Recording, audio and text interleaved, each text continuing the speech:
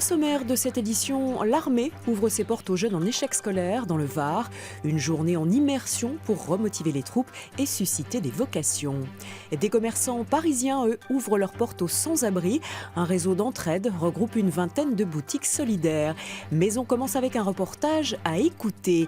Sa présence passe souvent inaperçue, il est pourtant omniprésent dans notre vie, doux comme une musique ou agressif comme le bruit. Je veux parler du son qui est au cœur de nombreuses manifestations cette semaine. Conférences, débats, expositions à Digne, des artistes nous invitent à une balade sonore. Ouvrez bien vos oreilles.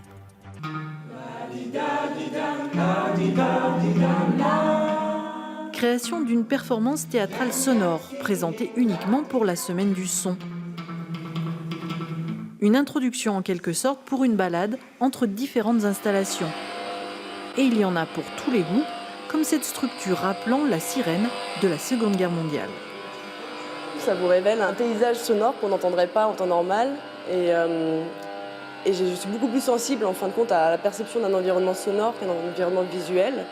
Mais après, la rencontre des deux m'intéresse. Cet autre artiste présente en document sonore le témoignage d'une femme héritière d'un fonds photographique.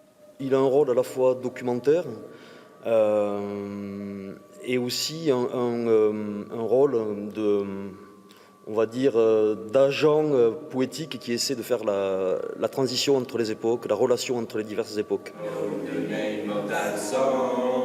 Cette manifestation doit aussi nous faire appréhender l'importance du son dans notre quotidien. Le son, c'est aussi la problématique de nos villes, comment les gens appréhendent le son, comment le son évolue dans le temps avec l'évolution des villes, et de la société aussi, donc du technologique. Et pourquoi ne pas finir cette déambulation avec ses lunettes haut-parleurs ou comment écouter avec les yeux. Mes chers élèves, ici vous avez vu, on a fait les petits zestes de citron, d'orange plutôt. Un atelier de cuisine pas comme les autres chez le chef lillois Clément Marot. Une trentaine de salariés d'un promoteur immobilier ont mis la main à la pâte pour confectionner un menu, un repas de fête qu'ils ont servi à des sans-abri. On a la chance d'avoir un confort de vie, d'avoir un métier, de ne pas se rendre compte vraiment de ce que c'est qu'un accident de la vie. Un repas solidaire servi à une soixantaine de SDF qui ont pu oublier pendant quelques heures les difficultés de la vie. Autre initiative solidaire à Paris, cette fois dans le 11e arrondissement. Poissonniers, pharmaciens ou restaurateurs, une vingtaine de commerçants sont regroupés au sein d'un réseau d'entraide, le Carillon. Leur credo, améliorer la vie des personnes à la rue. Les SDF sont les bienvenus dans leur boutique pour se réchauffer, aller aux toilettes ou simplement discuter. Ici, la porte est ouverte à tous, même à ceux qui n'ont pas de quoi payer.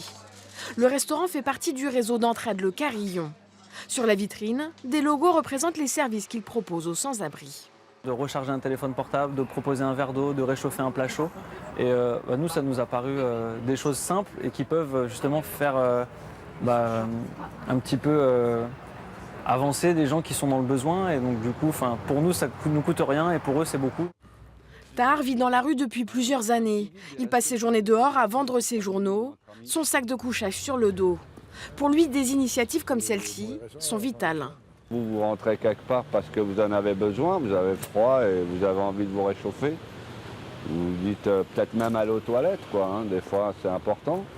Et quand vous êtes dehors, on vous vire, ça vous fait mal au cœur, L'idée de ce réseau solidaire a germé dans l'esprit de Louis-Xavier Léca, un jeune entrepreneur du 11e arrondissement. Avec ce projet, il souhaite redonner confiance aux sans-abri. Apporter un petit plus, un petit complément qui est vraiment l'acceptation dans un quartier. Et sur ce volet-là, on pense que tout citoyen peut avoir la main dessus, peut demain, de manière très simple, casser ce sentiment de rejet. Comme cette pharmacie, une vingtaine de commerces a déjà adhéré au réseau. Dans ce quartier populaire, l'initiative a rapidement séduit. On a été, dans l'année 2015, assez percutés. Et donc, peut-être qu'il y a quelque chose en plus dans le quartier, peut-être. L'association Le Carillon espère à terme étendre le projet à d'autres quartiers de la capitale. En 10 ans, le nombre de sans-abri a augmenté de 50%. Ils sont près de 150 000 chaque année à décrocher du système scolaire. Histoire de remotiver ces jeunes et de leur redonner confiance, l'armée en accueille quelques-uns le temps d'une journée. Au camp de Canjuers, dans le Var, ils découvrent les métiers et les valeurs militaires, de quoi peut-être susciter des vocations. Une journée en immersion au cœur du 1er régiment des chasseurs d'Afrique. Ils sont une quinzaine de jeunes âgés de 14 à 17 ans. Leur parcours chaotique les a conduits à s'éloigner de l'école. L'armée a décidé de les rassembler pour leur redonner un peu de confiance en eux. Je pense pas que c'était comme ça, honnêtement. C'est génial. C'est impressionnant? Ah ouais, carrément. Une journée à jouer aux soldats, découvrir leur métier, leurs règles, leurs valeurs. Aucune question n'est écartée. Le dialogue s'installe tout naturellement, d'égal à égal. L'armée vous apprend, vous forme, vous redonne des bases scolaires, vous apprend la vie, le respect, la hiérarchie, toutes ces choses-là, et ensuite vous dirige vers de très beaux métiers, comme piloter le char Leclerc, qui est quand même pas un métier comme les autres. Et même si au volant des engins, les apprentis soldats dévoilent quelques lacunes, elles sont vite rectifiées. Avance! C'est quoi ça? Ce qu'il y a au milieu là?